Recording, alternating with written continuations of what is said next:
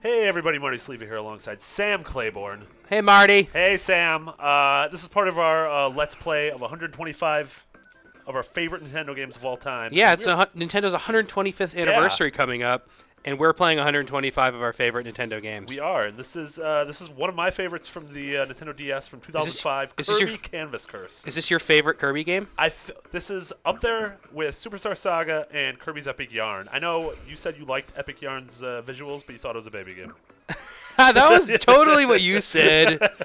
I think that game's really pretty. This level is really pretty in this. It kind of reminds me of that Super Mario U level. Oh yeah, Super Mario's U, where the Starry Night is in the background.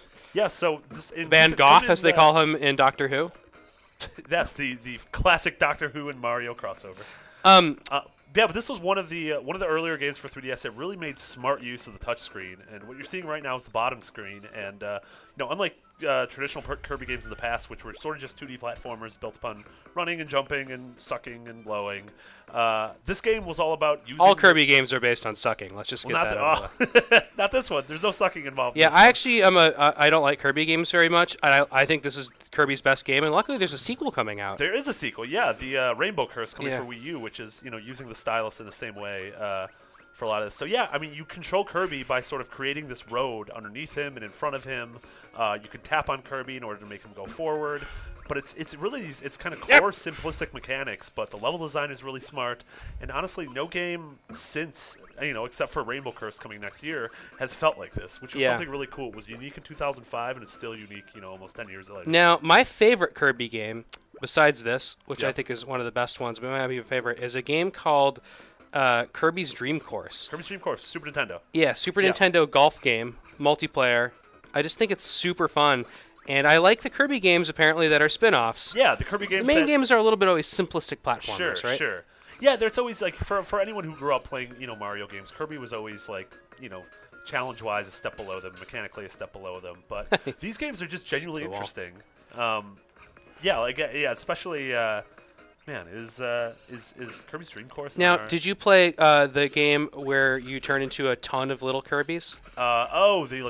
It wasn't March in the Minis. What was it called? Yeah, I don't have it. Yeah, it was for 3DS. I did not play that. Yeah, so that's another cool spin-off game. It's called Massive Horde or something like that. Massive Horde, that's right. I don't think that's what it's called, but it's called something like that. It's Mass Effect. Kirby Mass Effect. Kirby Mass Effect. I love the idea that Kirby Mass Attack. Mass Attack, there you go.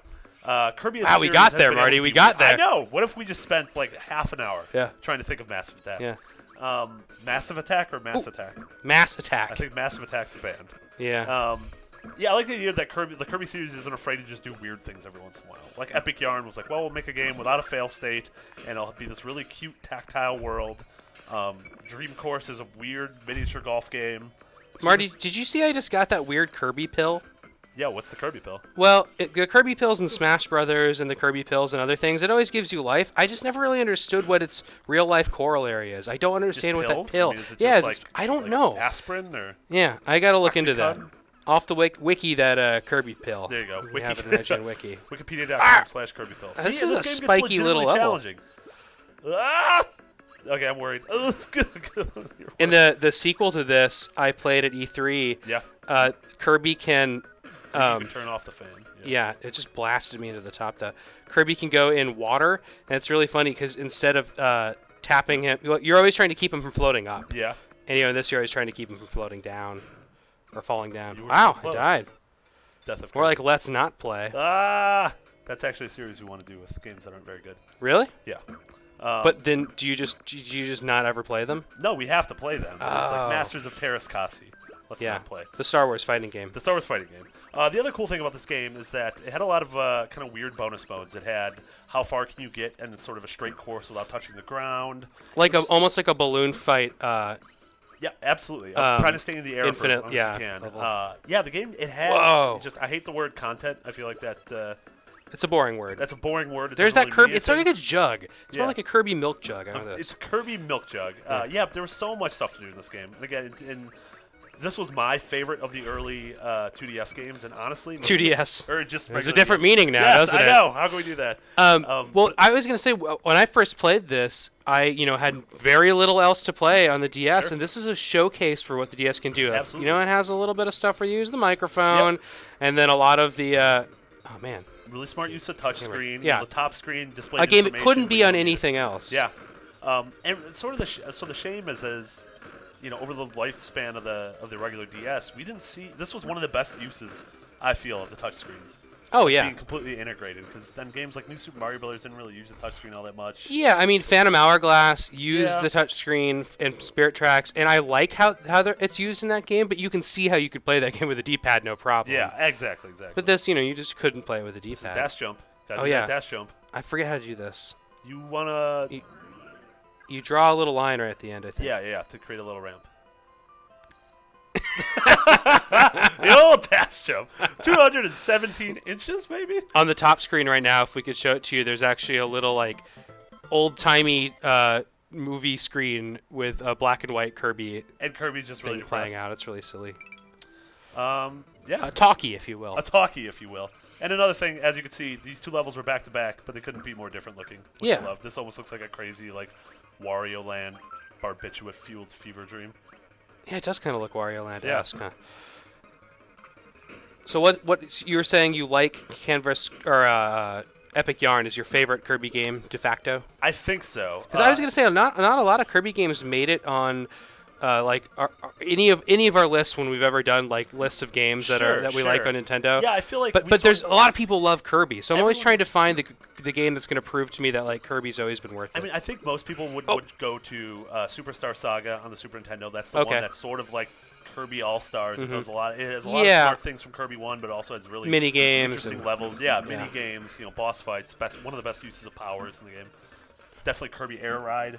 I think we were all big fans of Kirby Air Ride. That game was amazing, though. The game was so good, it only used one button. Yeah, you didn't need the second button. Did you ever play Kirby in the Crystal Castle? Crystal Shards. Crystal Shards? That was Kirby 64, right? Yeah, it was really pretty because it was built on this like fake 2Dism.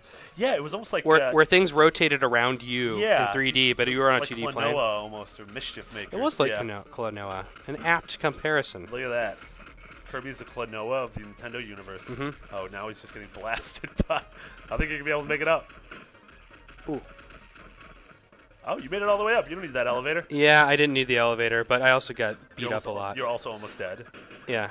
So you don't use powers as much in this, but when you do get them, it's pretty amusing because they're based on your ability to traverse the level. Like they're unique. Like you saw before, I became a little porcupine. Yeah. And that actually helps you get to areas, even though you're only using the stylus, because it's all based on tapping. Yeah. But you don't get abilities like just shooting lasers and stuff like that, because it's not like an offensive attack game. Sure. Yeah, and the game had like the levels were you could get through them like the base route pretty quickly, but each level had a ton of secrets in it that if you strayed off the beaten path.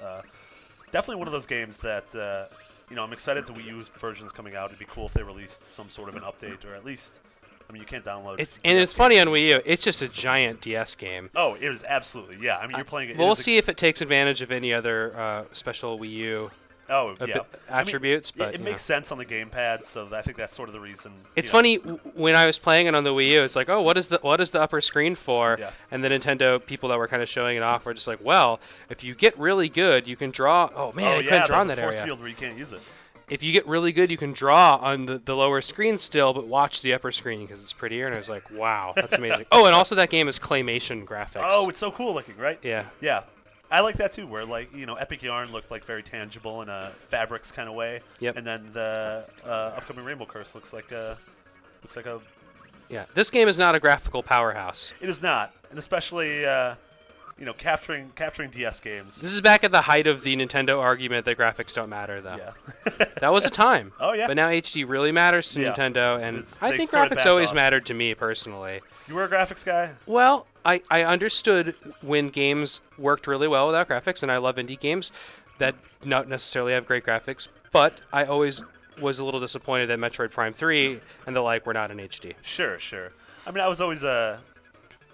And Mario Galaxy. And Sure. I've always been, it's art direction over graphics. Well, that is absolutely true.